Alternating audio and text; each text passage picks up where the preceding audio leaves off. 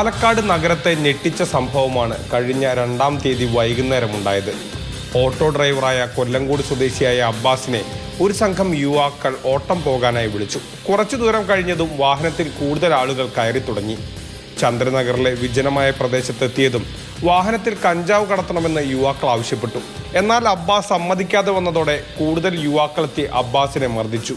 വണ്ടി നിർത്തിയപ്പോൾ അവൻ പറഞ്ഞു വണ്ടി വിടാ പറഞ്ഞ് എന്നെ ഭീഷണിപ്പെടുത്തി, വണ്ടി വീട്ടിലേയും കൊല്ലുന്നൊക്കെ പറഞ്ഞ് എൻ്റെ ഷോൾഡറിൽ പിടിച്ച് പൊള്ളയിൽ പിടിച്ച് അമർത്തൊക്കെ ചെയ്ത് വണ്ടി നേരെ മുന്നോട്ട് കാട്ടിലേക്ക് വിട്ടു. പോകുന്ന വഴിക്ക് തന്നെയാണ് ആ വണ്ടിനുള്ളിൽ ഇരുന്ന 3 പേരും എൻ്റെ 2 ചെവിക്ക് അടിച്ചിട്ട് എൻ്റെ കണ്ണും മുഖമൊക്കെ അടിച്ച് പൊട്ടിച്ച് ഞാൻ അവിടെ നിന്ന് വണ്ടി നിർത്തിയിട്ട് അവർ വണ്ടിയിൽ നിന്ന് തന്നെ പുറത്തിറക്കിയിട്ട് പിന്നെ ബാക്കിയുള്ളവരൊക്കെ ഫോൺ ചെയ്ത് വരുത്തിച്ചു. 10-13 പേരുണ്ടായിരുന്നു. എല്ലാവരും കൂടി ചേർന്ന് തന്നെ മർദ്ദിക്കുകയായിരുന്നു. അടിച്ച് കൈ കാലൊക്കെ പൊട്ടിച്ച്. സ്മികേഷ്, ഷാജി, ജിതിൻ, അനീഷ് എന്നിവരെയാണ് പാലക്കാട് കസബ പോലീസ് പിടികൂടിയത്. സംഭവത്തിൽ 2 പേർ കൂടി ഉൾപ്പെട്ടിട്ടുണ്ടെന്നും ഇവർക്കായുള്ള തിരച്ചിൽ ആരംഭിച്ചതായും പോലീസ് പറഞ്ഞു. ഇതിലെ പ്രതികൾക്ക് സ്മികേഷ് എന്ന് പറയുന്ന ആൾക്ക് ആന്ധ്രയിലെ ഒരു 120 കിലോ കഞ്ചാവ് കേസിലെ പ്രതിയാണ്. ജിത്തു എന്ന് പറയുന്ന പയ്യന് നമ്മുടെ സ്റ്റേഷനിൽ തന്നെ 4 കിലോ കഞ്ചാവ് പിടിച്ച കേസിലെ പ്രതിയാണ്. അതുപോലെ തന്നെ കൊലപാതക ശ്രമം പോലെയുള്ള കേസുകളിലെല്ലാം തന്നെ പ്രതികളാണ് ഈ പിടിക്കപ്പെട്ടവരിൽ 2 പേര്.